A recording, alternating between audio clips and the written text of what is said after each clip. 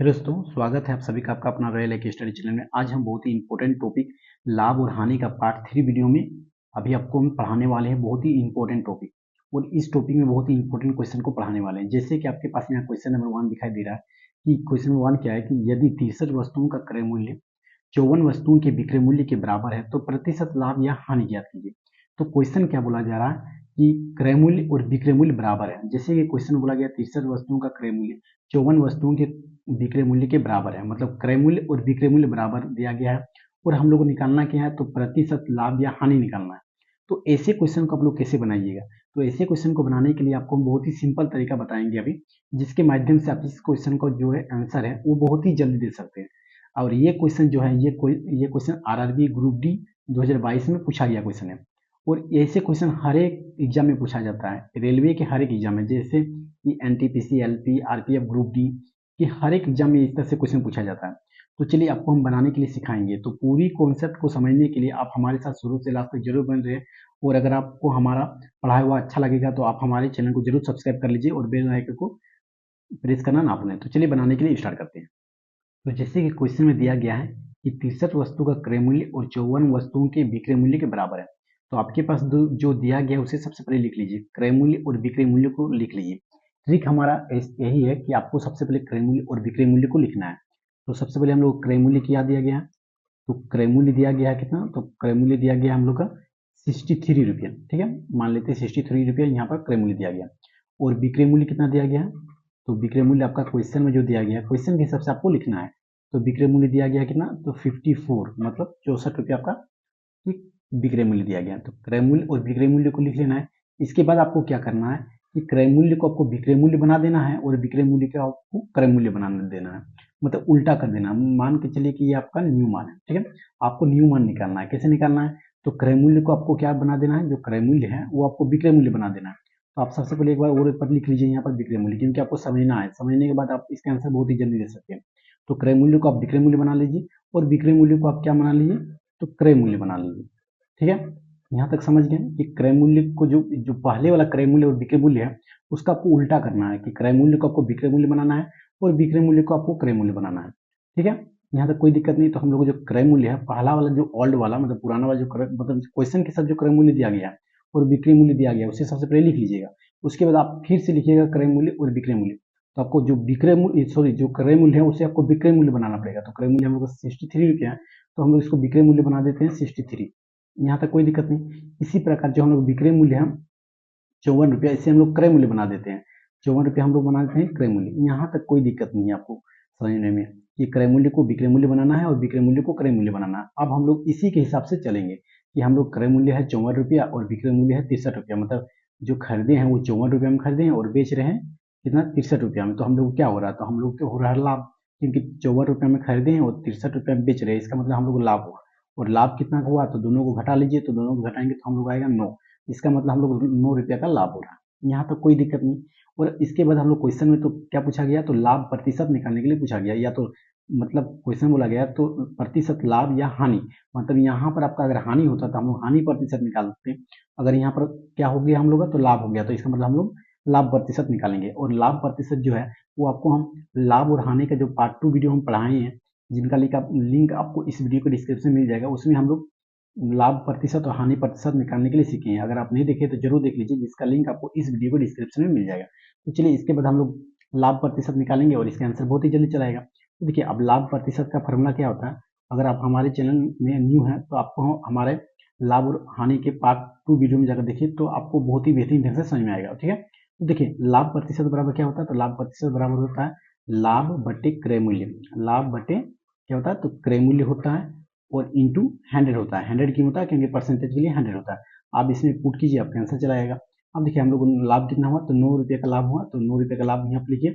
उसके बाद हम लोग क्रय मूल्य कितना था, तो क्रय मूल्य था हम लोग का 54 रुपया।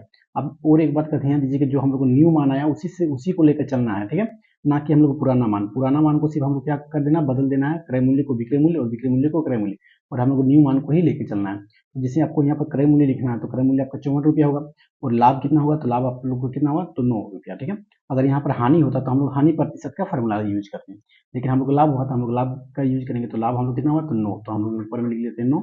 इसके बाद क्रय मूल्य, तो क्रय मूल्य हम लोग कितना था तो 54 रुपया, तो हम लोग लिख लेते हैं नीचे में 54 रुपया, ठीक है, इंटू 100। अब इसका कैलकुलेशन करते हैं। तो 9 का टेबल में जो 54 आता है वो आता है आपका 6 बार में, यहाँ तक कोई दिक्कत नहीं। अब देखिए 2 का टेबल में दोनों काटता है, इसका मतलब 2 का टेबल में जो 50 आता है वो आता है आपका, सॉरी 2 का टेबल में जो 100 आता है वो आता है आपका 50 बार में, यहाँ तक कोई दिक्कत नहीं।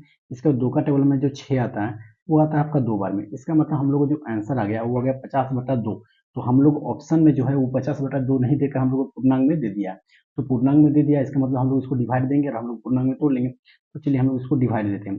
तो अगर 50/2 को अगर डिवाइड देंगे तो हम लोग जो आएगा वो कितना आएगा तो 16.2/3% आएगा। और हम लोग क्या था तो लाभ था, इसका मतलब हम लोग क्या आया तो लाभ आया। इस बात का आपको ध्यान देना बहुत ही जरूरी है कि लाभ आया या हानि आया। तो हम लोग कितना आया तो लाभ आया, ठीक है। तो चलिए ऑप्शन से मिलाते हैं कि हम लोग ऑप्शन नंबर कितना में है।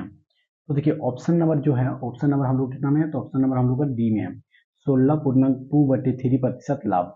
अब देखिए ऑप्शन नंबर ए में भी है 16.2/3% हानि। तो यहाँ पर आपको इस बात का आपको ध्यान देना जरूरी है कि आपका लाभ हो रहा था या फिर हानि हो रहा था, क्योंकि क्वेश्चन जो है एग्जाम में हम लोग के पास उतना टाइम नहीं रहता है और तुरंत बनाकर हम लोग आंसर टिक मार के चले जाते हैं। लेकिन आपको इस बात का आपको ध्यान देना जरूरी है कि लाभ होगा तो आपको लाभ को ही आपको निकालना है, क्योंकि एग्जामिनर जो होता है वो क्वेश्चन का जो ऑप्शन है वो आपको इसी तरह से सेट करेगा। दोनों एक ही जैसे क्वेश्चन दिखाई दे रहा है, लेकिन अब सिर्फ इतना फर्क है कि इसमें हानि है और इसमें लाभ है, और हम लोग का आंसर जो था वो लाभ में आया था, इसीलिए हम लोग ऑप्शन नंबर डी हुआ।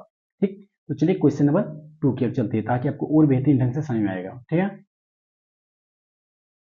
तो चलिए क्वेश्चन नंबर 2 को बनाने स्टार्ट करते हैं। क्वेश्चन नंबर 2 क्या है कि 12 वस्तुओं का क्रय मूल्य 16 वस्तुओं के विक्रय मूल्य के बराबर हो तो हानि प्रतिशत ज्ञात करें। अब देखिए हम लोग क्वेश्चन बोला गया है क्या कि क्रय मूल्य और विक्रय मूल्य बराबर होगा। तो ऐसे क्वेश्चन हमेशा जो स्टूडेंट होते हैं वो एग्जाम में छोड़कर चले जाते हैं, लेकिन आपको हम जैसे ट्रिक बताएं सेम टू सेम वैसे ट्रिक के माध्यम से इस क्वेश्चन का आंसर बहुत जल्दी दे सकते हैं। सिर्फ आपको समझाने के लिए इतना थोड़ा लेट लगा रहे हैं, बाकी आपका कैलकुलेशन अगर सही हो जाएगा तो ऐसे क्वेश्चन को आप चुटकियों में सोल्व कर दीजिएगा। देखिए जो जो दिया गया आप सबसे पहले लिख लीजिए। तो हम लोग जो क्रय मूल्य है वो कितना दिया गया तो 12 दिया गया है, और इसी तरह से हम लोग विक्रय मूल्य कितना दिया गया तो विक्रय मूल्य दे दिया है 16। अब हम लोग क्या करना है तो हम लोग क्रय मूल्य को क्या करना है विक्रय मूल्य बनाना है और विक्रय मूल्य को क्रय मूल्य बनाना है। तो क्रय मूल्य को हम लोग बना देते हैं विक्रय मूल्य, यहाँ तक कोई दिक्कत नहीं। इसके बाद फिर विक्रय मूल्य को हम लोग क्या बना देंगे तो क्रय मूल्य बना देंगे। देखिए शॉर्ट में आपको लिखना पड़ेगा तभी आप जल्दी आंसर दे सकते हैं, क्योंकि हम लोग आंसर जो है शॉर्ट में और सेकंडों में हम लोग आंसर देना पड़ता है, क्योंकि एग्जाम में हम लोग के पास उतना टाइम नहीं रहता है। तो क्रय मूल्य और विक्रय मूल्य, तो क्रय मूल्य हम लोग को था कितना 12 और विक्रय मूल्य कितना था 16।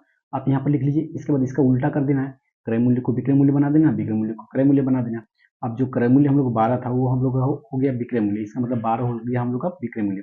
इसी प्रकार जो विक्रय मूल्य 16 था वो हम लोग हो गया क्रय मूल्य, तो क्रय मूल्य हो गया 16 और ये हो गया हम लोग का न्यू मान। क्या हो गया न्यू मान, ठीक है, ये हो गया हम लोग का न्यू मान।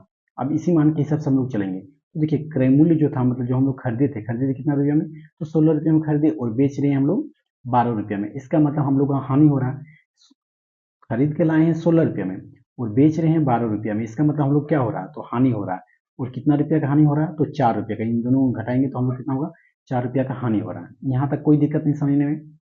इसके बाद क्या करना है कि हम लोग हानि हो रहा है तो हम लोग क्या निकालना है तो हानि प्रतिशत निकालना है।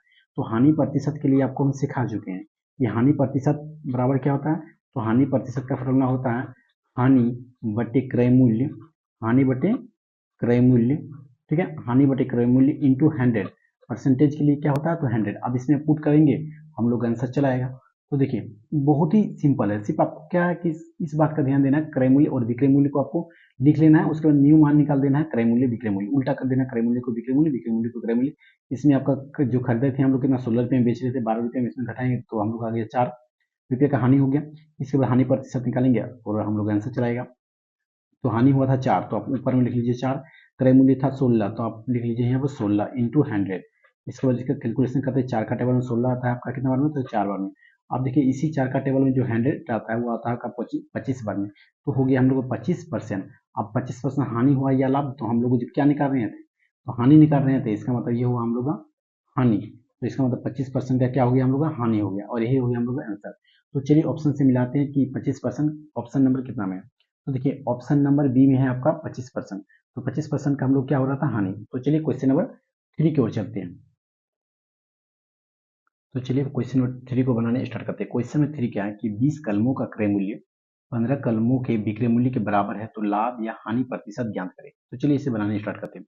जो हम लोग को दिया गया है उसे सबसे पहले लिख लीजिए, क्रय मूल्य दिया गया है और हम लोग को एक विक्रय मूल्य दिया गया है। ओके, तो क्रय मूल्य हम लोग कितना दिया गया 20 और विक्रय मूल्य दिया गया 15। तो क्रय मूल्य दिया गया हम लोग का 20 और विक्रय मूल्य दे दिया गया हम लोग को 15। इसके बाद नेक्स्ट स्टेप क्या करना है कि ये जो क्रय मूल्य है उसे हम लोग क्या बना देना है, तो विक्रय मूल्य बना देना है, और जो विक्रय मूल्य है वो हम लोग क्या बना देना है, तो क्रय मूल्य बना देना है, और दोनों के मान को उलट के लिख दीजिए। जैसे क्रय मूल्य था 20 तो ये हो गया हमारा विक्रय मूल्य, इसी तरह विक्रय मूल्य था 15, ये हो गया हम लोग का क्रय मूल्य, और यही हो गया हम लोग का न्यू मान।